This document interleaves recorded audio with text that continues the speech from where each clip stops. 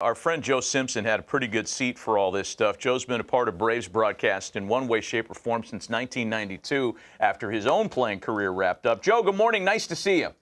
Good morning, boys. And all that you're talking about with Ronald is pretty phenomenal. Kind of a generational season for him. Yeah, I mean, at what point did you guys start dreaming about the kind of statistical plateaus that he ended up reaching? Because you thought in the beginning of the season, here's a great player who's just hot. Turns out he was hot all year. He was, I mean, from the get-go. And everybody was maybe a little concerned because he was overcoming the injury last year and he didn't have a particularly good year and was careful. The team was careful trying to make sure he didn't re-injure his knee. There was nothing holding him back this year. It was, from the get-go, a hot season. I was looking up something last night on him. He never went more than 2 games in a row without a hit, fellas. That's pretty amazing. I was looking at it month by month.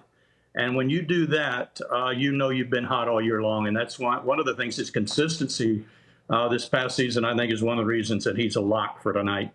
You know, Joe, it's very interesting. When we'd go into Atlanta to do a national game, I would tell all our production people, I don't care what we're doing, whether it's lineups or defense, that goes by the board when we're covering the Braves, because you have to be ready for Acuña on the first pitch. On the first pitch, you can't be doing promos. You can't be doing anything else or talking about some sideline type part. You've got to be ready to go on the first pitch because that's when he likes to get things started. You know, it wasn't just the 40 and 70. I know you've got those numbers. You just put them up. But he led the league in total bases. He led the league in runs scored. He accounted for like over 250 runs by himself, either scoring or driving them in. I don't know anybody that really comes close to that either. So you mentioned a guy a minute ago, Ron, and Cesar Cedeno. I had the privilege of watching him play, as you did, and I saw him coming up through the minor leagues in Oklahoma City with the Astros. So that was a nice front row seat to watch him and see how good he was at an early age. And I think that's a very good comparison. Boy, I think in any other year, Joe, as you've probably gone down this road in your mind too, in any other year we'd be talking about maybe Matt Olson being a finalist for MVP honors. He put together a fantastic year only to be overshadowed by his teammate this season. Yeah, he did. That's kind of sad in a way. But Matt was very good from the beginning also. And when you lose a player the quality of Freddie Freeman, who's one of the finalists tonight and a former MVP himself, and you get a guy like Alex Anthopoulos did to go out and get Matt Olson, that's quite an addition to your ball club. He, too, had a career year, and it's a shame that he and Ronald had him at the same time.